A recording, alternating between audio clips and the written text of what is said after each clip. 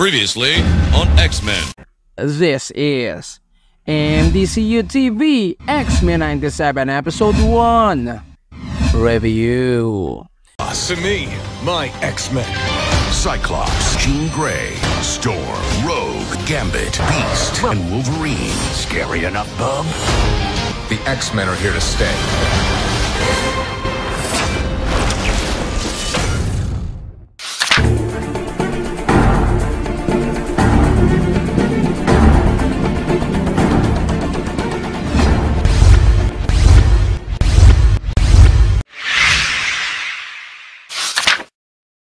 Kumusta mga tropang X-Men fan? This is it. Ang continuation ng ating paboritong series noong 90s na isa sa nagpakilala sa atin sa mundo ng Marvel. Ang nagbigay buhay sa mga karakter na noong una ay binabasa lamang natin at tanging sa utak lamang nabubuo ang kanilang mundo. Mula nung una ipinalabas ang series na ito in Philippine TV. Nagsimulang lumabas at nakulayan ang mga karakter na ito na mistulang na buhay mula sa mga comics at trading cards. And up to this point, at muling ipagpapatuloy ang kwento kung saan natapos to experience it by this generation at ganun din ng mga batang 90s na patuloy pa ring tagahanga ng Marvel Universe. And now, let's continue and bring back all those memories and nostalgic feelings na kayang ihatid sa atin ng Marvel team na ito.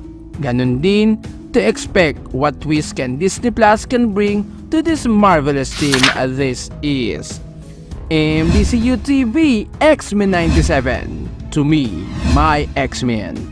Episode 1 Review. Isang taon matapos umalis ni Professor Charles Xavier sa Earth, ipinagpatuloy ng X-Men ang kanilang misyon na ipagtanggol ang mga mutants at mga tao. Si Bishop ay naging miyembro ng X-Men. At nagbunga naman ang pagmamahalan ni Cyclops at Jean Grey. Yes. I don't know who's worse, him or Wolverine. Can everyone just please behave?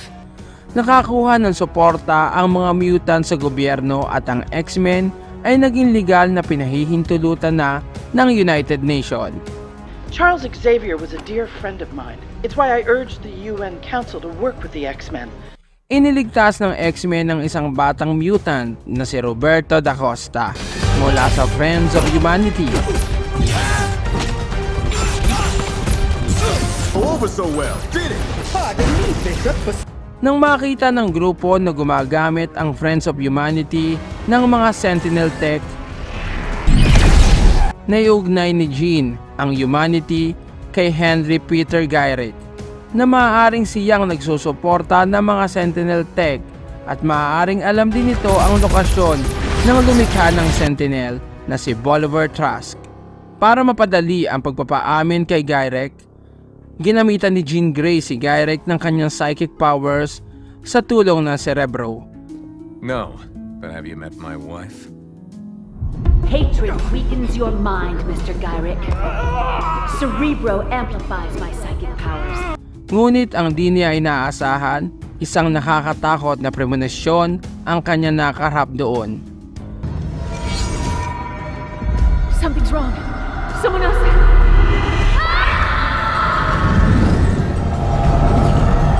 Di din naman nagtagal at nahanap ng X-Team si Trask sa isang junkyard sa Sahara. Listen up, people. Jean's psychic scan placed Trask in the Sahara Desert. We fly into the coordinates, detain Trask, and shut down Master Mold for good. Sa Sahara, kung saan itinayo niyang muli ang kanyang mga Sentinel at nandun din si Master Mold.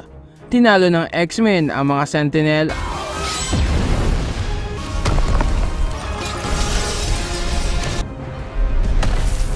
at nahuli si Trask. You X-Men might use your gifts to protect everyone, but all you do is remind us that our days are numbered. Samantala, pinag-isipan ni Cyclops at Jean na tumiwalag sa team upang mailayo nila ang kanilang anak at mapalaki ng maayos nang hindi nararanasan ang mutant hatred. With the baby coming, maybe it's time to think of a life beyond the X-Men? You mean leave the team? Nang sumunod na araw, dumating si Magneto at kaugnay ng pagkawala ni Professor. Ayon sa kanya, ipinagkatiwala sa kanya ni Professor X ang full control ng Institute at gayon din ang pamunuan ang buong X-Men.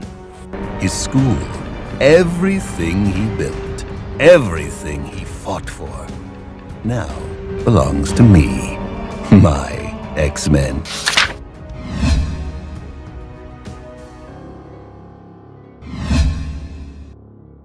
Very nostalgic. Isa ako sa mga batang 90s na unang nakilala ang Marvel Universe in this animated series in ABS-CBN every Friday nights. Biglang bumalik yung alaala ng pakiramdam ng mga panahon na simple lang ang lahat. Na kahit wala kaming TV ay masaya pa rin kasi sama-sama kaming nanunood ng mga kalaro ko sa isang bahay. Bakit kaya ganoon kakaiba talaga? Parang bumalik yung pakiramdam ng batang ako habang pinapanood ko yung buong episode. Kaya dun pa lang sa part na yon masasabi ko na ang pag-adapt ng MCU sa X-Men ay isang napakagandang paraan para bumalik at buhayin ang popularidad ng franchise. Kung magtutuloy-tuloy ito at magiging ganito pa rin kahusay ang pag-atake ng MCU sa X-Men, siguradong umpisa na naman ito ng pagbulusok pa itaas at pagdami ng fan ng MCU. Now, let's dive deep. Una, yung epic opening theme song, samahan pa ng very nostalgic character intro, ay nagpaangat sa pitan ko sa upuan sa sobrang excited. Iba talaga ang dala ng mahika ng team opening music na ito. Samahan pa ng pag-introduce ng dalawang bagong character, sina Morph at Bishop, na nagpapahiwatig na sila ay officially new member. That was so epic. Ang pagtalakay nila sa magiging takbo ng kwento ay talagang tama lamang kung saan nagtapos ang last season. Masasabi ko na may sense of direction na talaga. Ang bawat main cast stable sa kanilang character. Ang iringan ni Logan at Scott andun pa rin. Jean may take the Boy Scout routine summers, but I don't much go in for being bossed around. Na laging pumapagitna si Jean na siyang parang pampakalma ni Logan. Logan, find Roberto. Please. Ang pagiging gentle ni Beast. Salutations and welcome. I'm Hank McCoy here, or if you prefer my friendly nom de guerre, Beast. Respectful personality ni Storm. Hank, how fares the boy?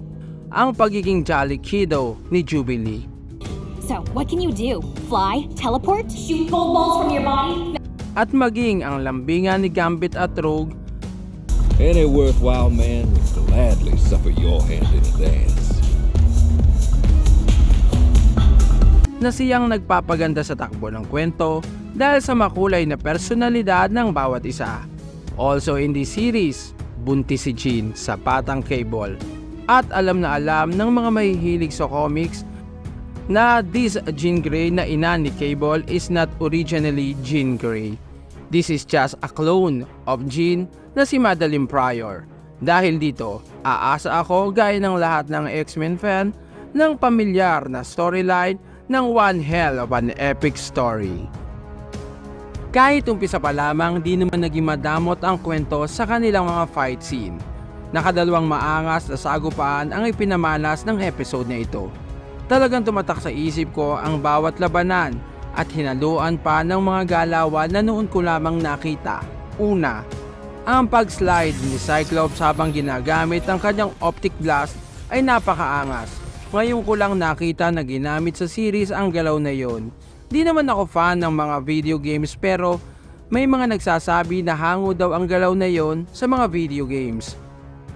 Ikalawa, ang maangas na team up ni Bishop at Storm. Sa ikalawang fight scene ay lalong gumanda ang bawat eksena dahil sa mga galawan na naman na noon ko lang nakita. Inumpisahan na naman ni Cyclops ang eksena sa kanyang pinamalas na maangas na isang perfect landing, sabay sabi ng To me, my X-Men. Sa fight scene kontra Sentinels, natuwa ako sa ginawa ni Beast na nakontrol niya ang isa sa mga Sentinels.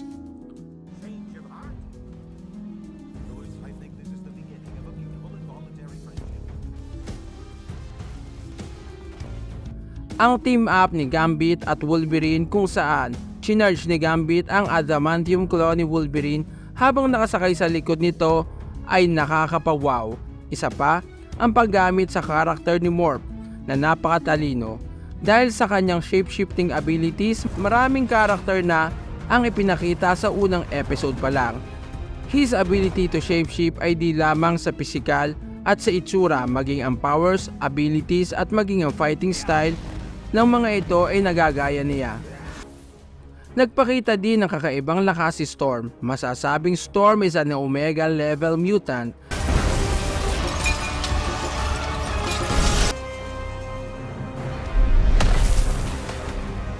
At sa huli, ipinakilala ni Wolverine kung ano ang tunay na X-Men.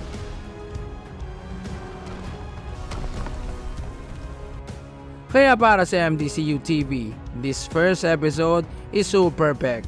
Basta as a fan, this is epic. Very genius, so entertaining, and it deserves a perfect 10 score. Hanggang dito na lamang muna mga tropang Marvel at DC fan, at mahaba-haba na rin ang ating kwentuhan. Maraming salamat sa inyong panonood. Kaya ano pang hinihintay mo? Mag-subscribe na sa ating channel upang sama-sama tayong magkwentuhan at magkumustahan sa lingwahe na naunawaan natin ng malinaw. Kaya huwag mo kalimutang mag-like at i-share mo na rin at mag-comment kung may nais kang itanong at pag-usapan. Ito muli ang inyong MDCU TV na inyong makakakwentuhan sa channel na ito. Kaya hanggang sa mga susunod na mga video. Maraming salamat, keep safe, and God bless.